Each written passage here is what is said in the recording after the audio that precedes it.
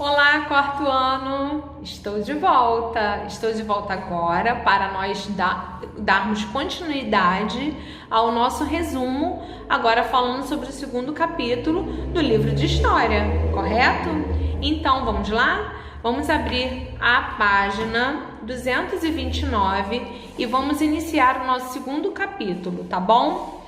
No segundo capítulo está falando sobre a migração, as primeiras migrações. E nós temos muitas coisas interessantes para falar. Esse segundo capítulo ele é muito grande e a tia vai tentar resumir o máximo para poder dar para vocês um pouco mais como é que eu poderia dizer? Um pouco mais de clareza para vocês poderem entender um pouquinho, né? Porque história é muita leitura. Então, eu vou dar várias dicas para vocês tentarem fazer uma excelente avaliação, ok? Então, vamos lá? Eu vou fazer aqui uma leitura observativa e aí a gente vai começar a entender um pouquinho. Segundo capítulo, primeiras migrações. Sabemos que o mundo é grande e é formado por 6 continentes. Vocês sabiam que o mundo é formado por 6 continentes?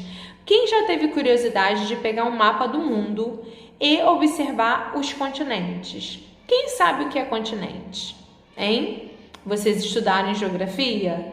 Se não estudaram, precisam ir lá e perguntar à professora e tirar a dúvida com ela. Mas continente, vou dar um exemplo para vocês. Por exemplo, nós moramos na América do Sul. Mas existe um continente todo chamado América. E aí ele é dividido entre a América do Sul, que é onde nós estamos, América Central e América do Norte. E assim com outros continentes que ficam do outro lado do oceano. Então, o nosso planeta ele é formado por 6 continentes. Quais são eles? África, Europa, Ásia, América, Oceania e Antártida. Olha que interessante. Um fica longe do outro. Os primeiros seres humanos surgiram na África durante o período da pré-história. Lembra que a gente falou também sobre os primeiros que viveram na África? Nós falamos no primeiro capítulo e falamos inclusive que os primeiros ossos a serem encontrados foi o da Lucy em um país do continente africano. Olha as dicas que a tia tá dando, hein? Fica atento. Nessa época não havia carros nem aviões. Então, como vários dos continentes foram povoados? Como vocês imaginam que eles foram povoados? Vamos pensar um pouquinho sobre isso? Vamos virar a página para falar um pouquinho sobre essas migrações. Aí vocês vão para a página 230. Vamos às observações também, porque cada observação que eu fizer, eu vou fazer tipo uma dica, tá bom? Conhecimentos para viagens. O período paleolítico, lembra que nós falamos e nós acabamos de fazer o exercício do primeiro capítulo falando do período paleolítico? Teve início há cerca de 2 milhões de anos. Nesse período, os seres humanos eram chamados de nômades. Lembra que no final do capítulo 1 nós falamos sobre esse povo chamado de nômades? Grava esse nome, nômades, ok? Há cerca de 1 milhão de anos, o Homo erectus, nós também falamos sobre esse tipo e característica de homem, Homo erectus. Domesticou o fogo. Lembra que nós falamos também que no início da pré-história era batido na pedra, mas com o passar do tempo e das transformações, eles conseguiram aperfeiçoar o fogo. Estou dando várias dicas.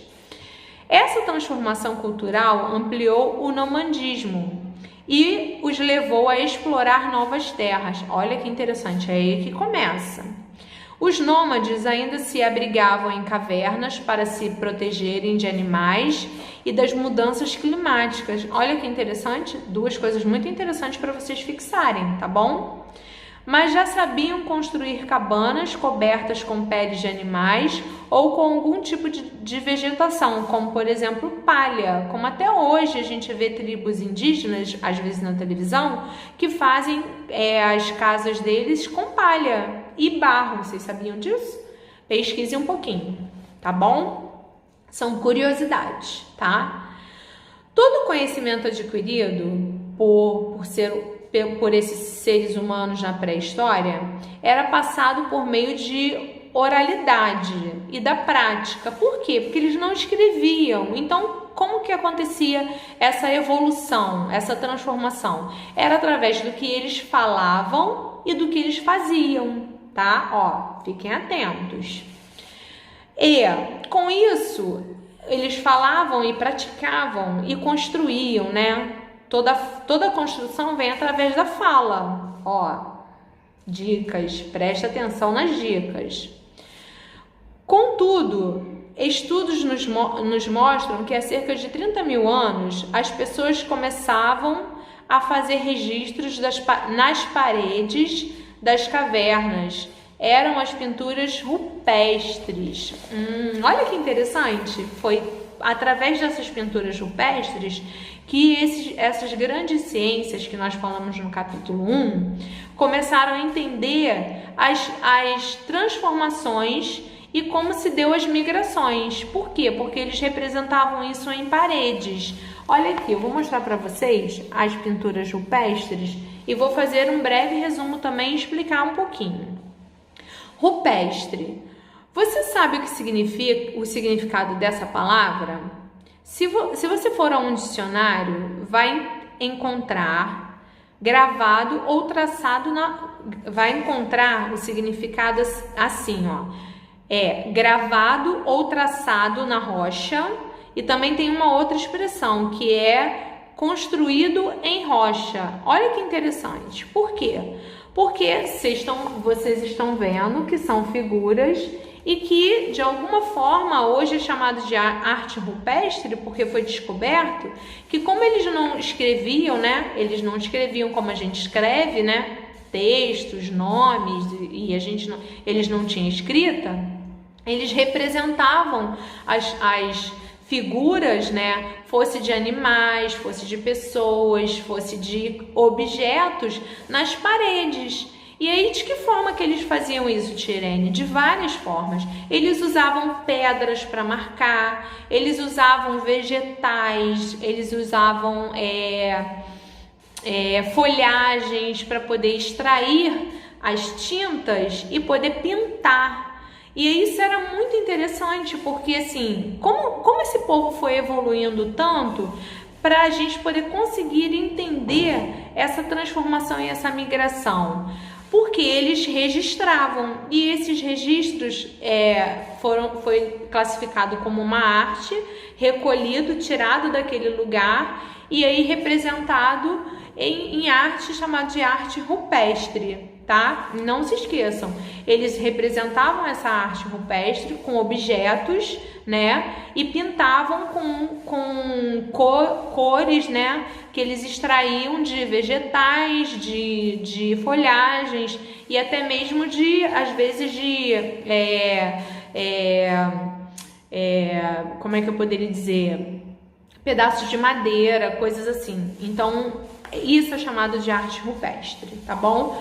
E aqui tem algumas observações, né, que a gente falou que eram feitos em rochas e por isso que a gente conseguiu ter esse registro, porque rochas muito difícil de se degradar, e aí a gente conseguiu ao longo da história fazer ali uma cronologia de tempo e identificar esse processo todo de migração, tá bom? Não se esqueçam, arte rupestre, porque pode cair na avaliação de vocês. Vocês fizeram aqui os exercícios, eu acredito que sim, mas depois vai ter correção na ficha de atividade dos exercícios. Vamos para a página agora 232, tá? Na página 232, vou falar sobre o início do capítulo, o início das migrações, né?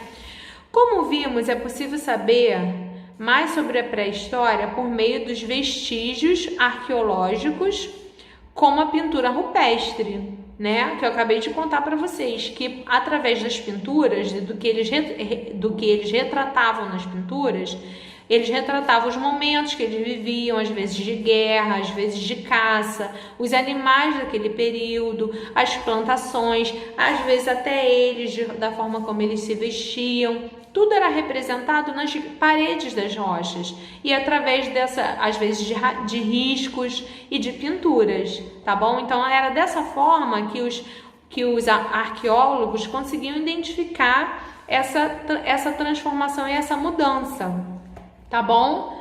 Então, vamos lá. E aí, o que aconteceu nesse período, né?